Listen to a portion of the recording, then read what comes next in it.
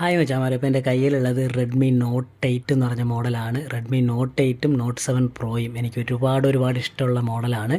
രണ്ടും ഒരുപോലെ ഇരിക്കും, ക്യാമറയും സ്പെക്കൊക്കെ വ്യത്യാസമാണ്, ബാക്കിയെല്ലാം സെയിം തന്നെയാണ്. അപ്പോൾ ഇതിൻ്റെ കംപ്ലയിൻ്റ് ഇവിടെ കണ്ടോ, ബാറ്ററി ബൾജായി, ബാക്ക് ഗ്ലാസ് ഇങ്ങനെ പൊങ്ങി വന്നിട്ടുണ്ട്. നിങ്ങൾക്ക് ക്ലിയറായിട്ട് കാണാൻ പറ്റുമെന്ന് തോന്നുന്നു, ഒരു സൈഡിൽ മാത്രമേ ഉള്ളൂ.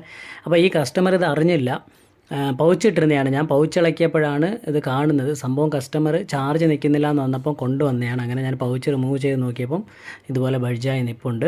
അപ്പോൾ മച്ചാനെ, ഒരുപാട് പേര് പൗച്ച് യൂസ് ചെയ്യുന്നുണ്ട്. പൗച്ചിൻ്റെ അകത്ത് ഇതുപോലെ ബൾജ് ഉണ്ടെങ്കിൽ നമ്മൾ അറിയില്ല. കാരണം നമ്മൾ എന്തെങ്കിലും ഇഷ്യൂസ് ഉണ്ടെങ്കിൽ മാത്രമേ, ഇതുപോലെ ഇപ്പോൾ ചാർജ് നിൽക്കുന്നില്ല എന്നുണ്ടെങ്കിൽ മാത്രമേ നമ്മൾ ഇളക്കാറുള്ളൂ. അപ്പം ഇതൊന്ന് ശ്രദ്ധിക്കുക. കാരണം ഇങ്ങനെ വെച്ചുകൊണ്ട് നമ്മൾ ചാർജൊക്കെ കുത്തിയിടാൻ നേരത്ത് ചിലപ്പോൾ ഇത് പൊട്ടാനുള്ള ചാൻസസ് ഉണ്ട്.